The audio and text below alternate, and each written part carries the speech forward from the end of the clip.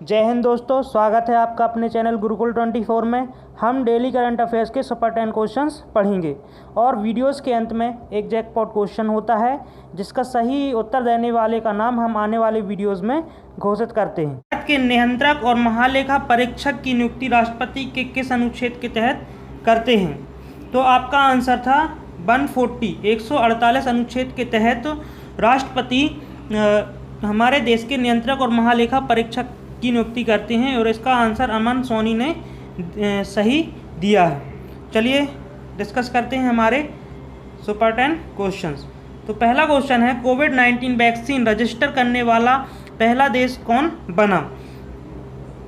Option है America, रूस, Korea, Brazil. हाल ही में रसिया के प्रधानमंत्री व्लादिमीर पुतिन ने स्पुतनिक वी कोविड-19 नाम से एक वैक्सीन की घोषणा की है, जो वहाँ की मॉस्को की गुमिया इंस्टीट्यूट द्वारा विकसित दुनिया की पहली कोविड-19 वैक्सीन नियामक मंजूरी प्राप्त हुई है। यह रूस की कोरोना वायरस पंजीकृत करने वाला पहला देश भी बन गया है। तो आपका आंसर होगा रूस। चलिए डिस्कस करते हैं रूस के बारे में। तो रूस एशिया का एक बड़ा देश है। यह क्षेत्रफल की दृष्टि से भी विश्व का सबसे बड़ा देश है। यहाँ के प्रधानमंत्री हैं व्लादिमीर पुतिन, जिन्होंने यह घोषणा की है अभी, और राजधानी है मॉस्को और मुद्रा है रूबल। चलिए डिस्कस करते हैं हमारे दूसरे क्वेश्चन को। हाल ही में किस राज्य सरकार ने यूएस की आईटी फर्म बोस्टन ग्रुप के साथ समझौता किया है? ऑप्शन उत्तर प्रदेश, मध्य प्रदेश, आंध्र प्रदेश या गुजरात। हाल ही में बोस्टन समूह ने विशाखापट्टनम की एक आईटी कंपनी के साथ 250 से अधिक नौकरियों के अवसर पैदा होने की उम्मीद से एक समझौता MOU पर हस्ताक्षर किया है, जिसमें आर्टिफिशियल इंटेलिजेंस और मशीन लर्निंग जैसी साइबर सुरक्षा, मानव संसाधन जैसी तकनीक का लाभ उठाया जाएगा। तो आपका आंसर होगा आंध्र प्रदेश।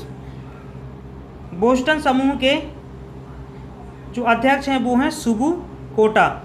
चलिए डिस्कस करते हैं आंध्र प्रदेश के बारे में। तो आंध्र प्रदेश भारत का उत्तरी राज्य है, जो तेलंगाना, उड़ीसा, कर्नाटका और तमिलनाडु 4 राज्य से अपनी सीमा साझा करता है। वहीं अमरावती इसकी लेजिस्लेटिव असेंबली है, कुर्नूल जुडिशियल और विशाखापट्टनम एग्जीक्यूटिव राजधानी बनेगी, जिसका हाल ही में यहाँ के राज्यपाल ने प्रस्ताव पारित किया है। चलिए डिस्कस करते हैं और अदर फैक्ट। तो 1 नवंबर 1956 को इसका स्टेट हुआ था। वहीं अमरावती इसकी डी फैक्टो है, जो कि अभी बनी नहीं है। हैदराबाद इसकी 10 साल तक रहे कंबाइंड तेलंगाना के साथ डिस्ट्रिक्ट कैपिटल रहेगी।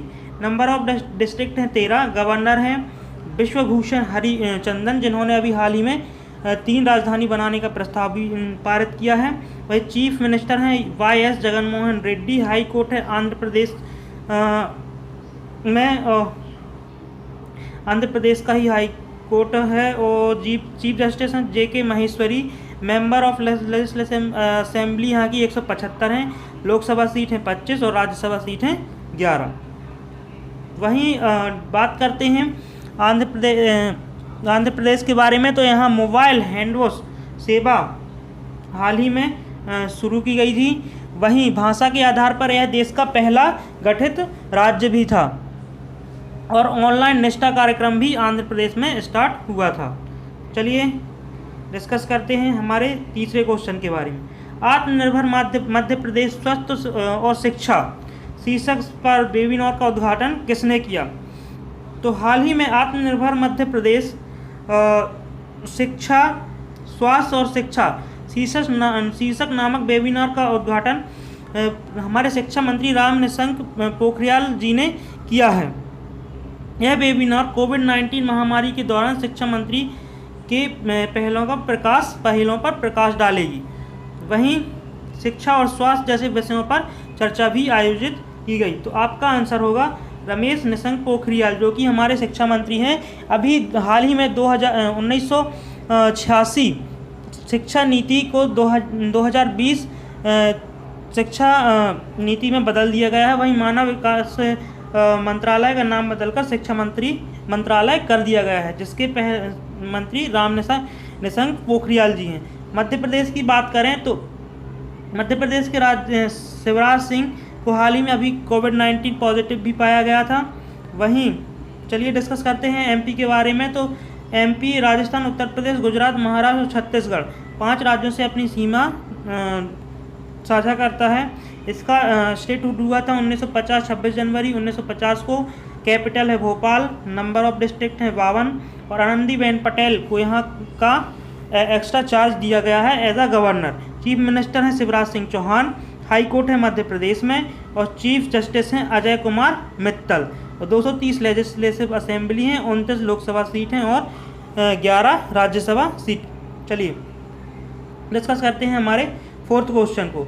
हाल ही में किस केंद्रीय मंत्री ने national infrastructure pipeline online dashboard launch किया है? ऑप्शन है राजनाथ सिंह, जयशंकर प्रसाद, निर्मला सीतारमण या Nitin Gadkari.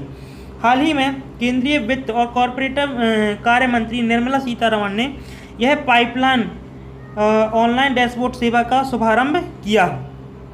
National infrastructure pipeline निप ऑनलाइन डैशबोर्ड है जो परियोजना को तैयार, सुधार और साथ में पीपीपी परियोजना जैसे निवेशकों को आकर्षित करेगी। चलिए तो आपका आंसर होगा निर्मला सीतारमण।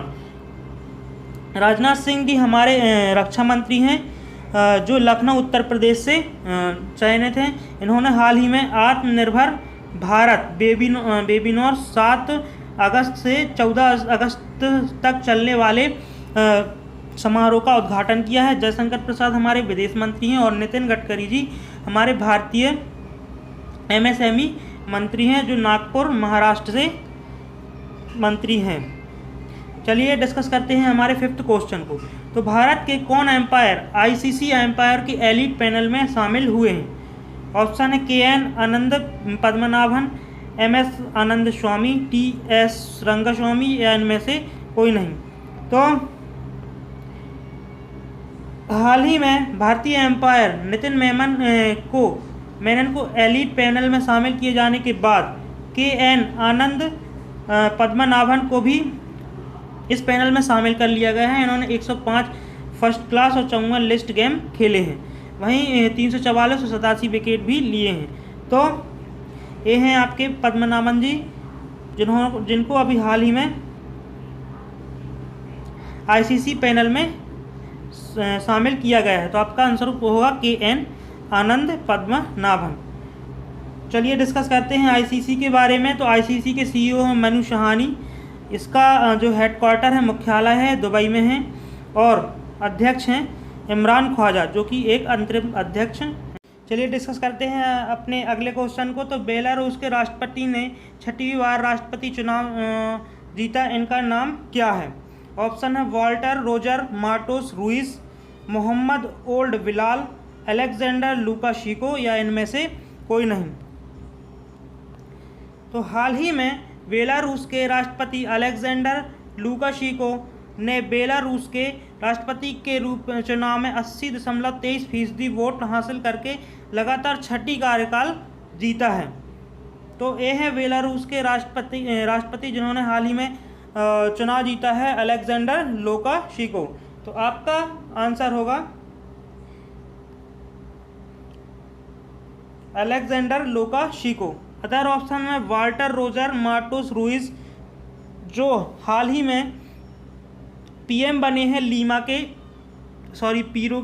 पीरो की राजधानी है लीमा और यहाँ के जो मुद्रा है पेरू शोल। वहीं मोहम्मद ओल्ड बिलाल यह भी मॉरिटानिया के नए प्रधानमंत्री बने हैं। चलिए डिस्कस करते हैं हमारे 7वें क्वेश्चन को। तो किसने हाल ही में 70वीं एनिवर्सरी ग्रैंड प्रिक्स जीती है?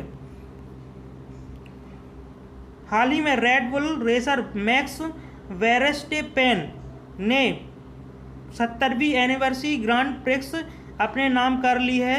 यह इसमें मर्सिडीज रेसर लुइस हैमिल्टन दूसरे स्थान पर रहे। तो आपका आंसर होगा मैक्स वेरस्टेपेन। अदर ऑप्शन डिस्कस करें तो सबसे पहले हुई थी ऑस्ट्रेलियन ग्रांड प्रिक्स 2020 जो वाल्टेरी बोटास ने जीती थी। Styrene grand prix Lewis Hamilton ने जीती। हंगेरियन भी लुइस हैमिल्टन ने ही जीती है। वहीं ब्रिटिश ग्रांड प्रिक्स भी लुइस हैमिल्टन ने जीती है। चलिए डिस्कस करते हैं हमारे 8वें क्वेश्चन को। बैरूत धमाके को लेकर उपजे जनाक्रोश के चलते किस देश के प्रधानमंत्री ने पूरी कैबिनेट के साथ इस्तीफा दे दिया है? ऑप्शन लेबनान, बेलारूस, सूरीनाम या इनमें से कोई नहीं। तो हाल ही में लेबनान की राजधानी बैरूत में हुए धमाके के कारण वहाँ के प्रधानमंत्री हसन दिवाई और उनकी कैबिनेट ने इस्तीफा दे दिया है, क्योंकि यहाँ की जनता ने भारी असंतोष के कारण आक्रोश की स्थिति पैदा हो गई थी। इसके बाद उन्होंने त्यागपत्र दे दिया। तो आपका आंसर होगा लेबनान। डिस्कस करते हैं हमारे नेक्स्ट क्वेश्चन को। सुनामी के लिए तैयार गांव वाला पहला राज्य कौन बना? तो ऑप्शन है उत्तर प्रदेश, उड़ीसा, पंजाब या हरियाणा। तो हाल ही में सुनामी तैयारी को लागू करने वाला 50 देशों में पहला राज्य बना है उड़ीसा। इसमें 2 गांव हैं जिनको यूनेस्को ने यह दर्जा दिया है। प्राकृतिक आपदा संचालन क्षेत्र में उड़ीसा की अंतर्राष्ट्रीय स्वीकृति के मामले में नुलियाशाही और गंजाम जिले के वेंकट रायपुर गांव को यह दर्जा प्राप्त हुआ है जो यूनेस्को ने दिया है। तो आपका आंसर होगा उड़ीसा। उड़ीसा के 2 गांवों को सुनामी तैयार घोषित किया गया। चलिए डिस्कस करते हैं उड़ीसा के बारे में। तो उड़ीसा के जो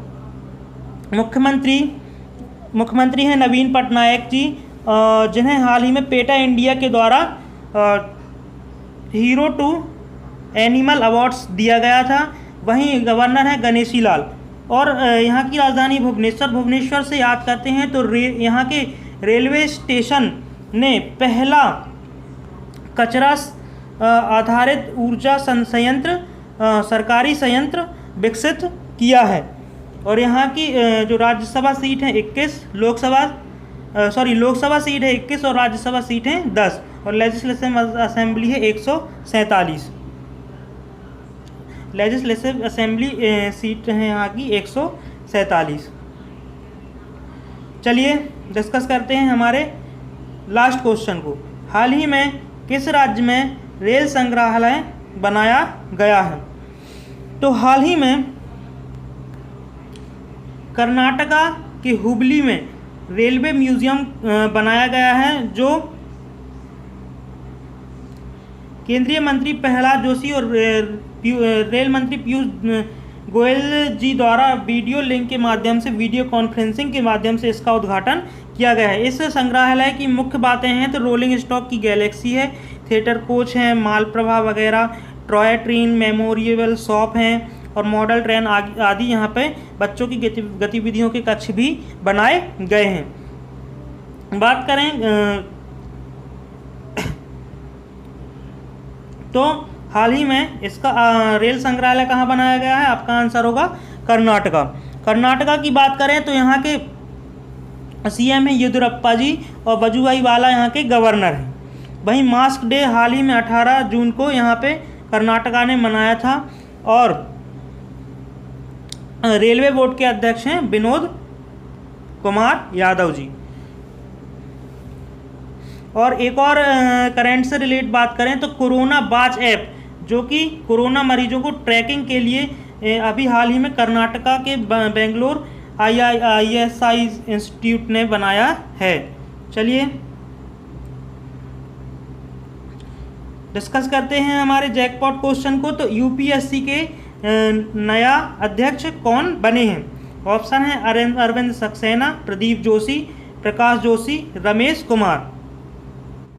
ये रहे हमारे सुपर 10 क्वेश्चन। आपको प्रश्न कैसे लगे हमें कमेंट करके बताएं। वीडियोस को शेयर करें, लाइक करें और चैनल को सब्सक्राइब करें।